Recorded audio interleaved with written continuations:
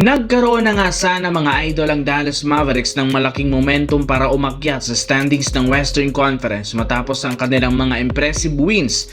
Pero hindi pa rin naman ito naging sapat, gayong parati pa rin silang nagkakaroon ng mga inconsistent performance na siyang rason bakit nananatili pa rin sila sa ibaba ng standings bilang ika-11 seed na merong record na 12 wins, 20 losses.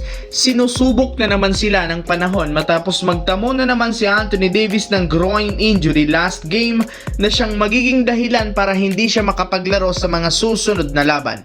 Kaya mismong rookie na ang nagsabi na si Cooper Flagg na kailangan ng team effort ngayon ng Dallas Mavericks kung gusto man nilang manalo habang wala ang kanilang superstar sa lineup. Hindi nga daw pwedeng isa o dalawa lang ang gagalaw at magi-step up, bagkus kailangan silang magtulong-tulong para mapalakas ang opensa at depensa. Yan lang naman ang magagawa nila sa ngayon habang hinihintay ang pagbabalik ni na Anthony Davis at Kyrie Irving. And speaking of Anthony Davis, kasunod ng pagtatamo nitong muli ng injury last game, tuluyan na nga pong nawala ng tiwala sa kanya ang ilang mga analysts. Malinaw, hindi nito kayang maging healthy at buhatin ng Dallas Mavericks, kaya kailangan na lang nga daw itong i-trade sa lalong madaling panahon. Sa kabilang banda, mismong si Luka Doncic nang nagsabi sa interview na bagamat man hindi pa niya alam kung ano ang dapat gawin ng Los Angeles Lakers para mapa-improve ang lineup, nakakasigurado siya nararapat lamang na gumawa sila dito ng malaking pagbabago sa lalong madaling panahon.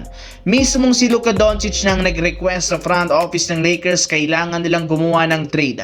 Wala talaga silang magagawa kundi sundin ang sinabi ng superstar. Sa ngayon, nakikipagnegosasyon na ang Lakers sa ibang kupunan at usually ginagamit nila ditong offer sina Dalton Keunig, Gabe Vincent at si Maxi Kleber. Maaari pa rin naman itong madagdagan depende sa laki ng trade. Pero as of now, silang tatlo ang nasa trade list ng Lakers since wala rin naman silang naiaambag sa team. Kaya mas matalino kung ipapamigay na lang sila sa ibang kupunan.